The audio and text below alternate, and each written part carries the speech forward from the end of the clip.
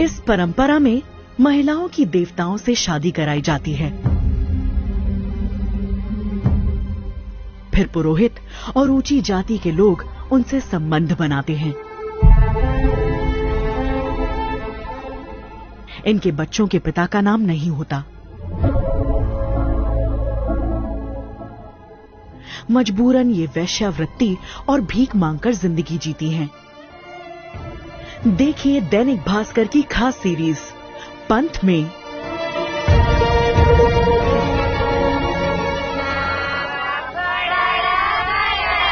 एक ऐसी परंपरा जहां धर्म के नाम पर बच्चियों को मंदिर में दान कर देवदासी बनाया जाता है।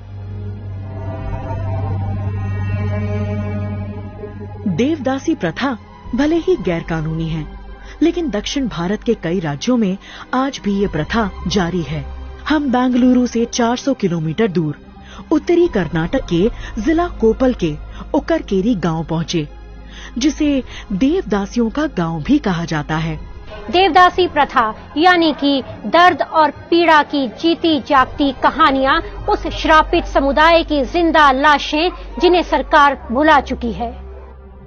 मणिमाला यानी मंगलसूत्र, हाथ में हरे रंग की चूड़ियां, चांदी के पतले कड़े और पडलिगी यानी बांस की टोकरी इनकी पहचान है। देवदासियों का जिक्र पुराणों में मिलता है।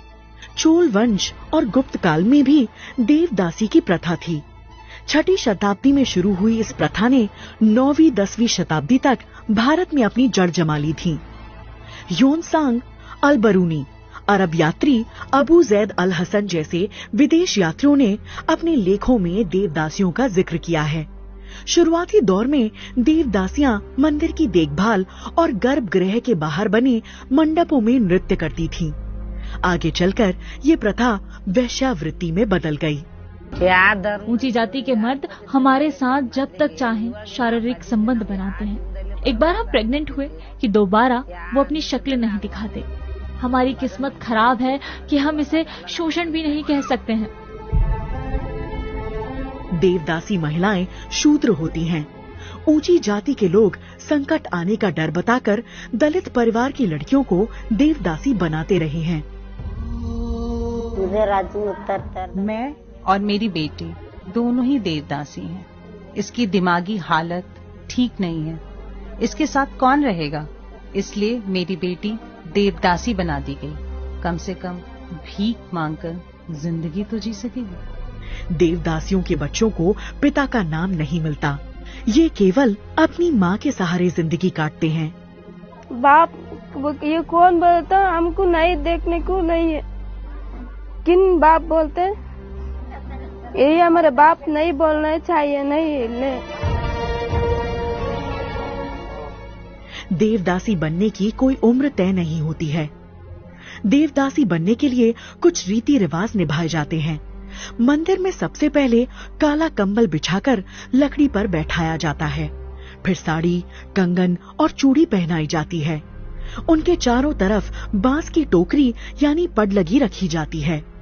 फिर 5 देवदासियां हुदो हुदो मंत्र का जाप करते हुए माथे पर आड़ा सिंदूर लगाकर मणिमाला यानी मंगलसूत्र पहनाती हैं, जिसके बाद 5 घरों से भीख मांगकर लानी होती है। इसके बाद वो देवदासी बन जाती है।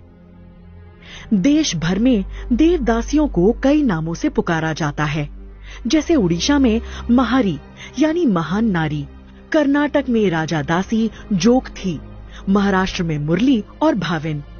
वहीं स्थानीय देवियां यल्लमा, होलगेमा और होसुरमा के नाम पर दलित महिलाओं को देवदासी बनाया जाता है। यह तीनों देवियां बहन हैं, जिनके मंदिरों में आज भी देवदासियां मौजूद हैं। तो इनका कहना है बसम्मा का कि ये अभी 3 साल पहले देवदासी बनी है। तो बसम्मा की जो बात है वो सरकार के दावों की पूरी तरह से पोल खोल रही है।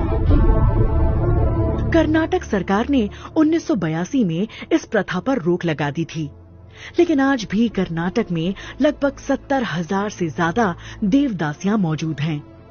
और सरकार से इनको खाली 1500 रुपया पेंशन मिलती है। आजकल 1500 रुपया में इनके गुजारा चलना बहुत मुश्किल है। और इनका जो लड़के लोग हैं इनको अलग से ही देखते हैं। इनकी बहुत कठिन परिस्थिति में ये जीवन चला रहे हैं।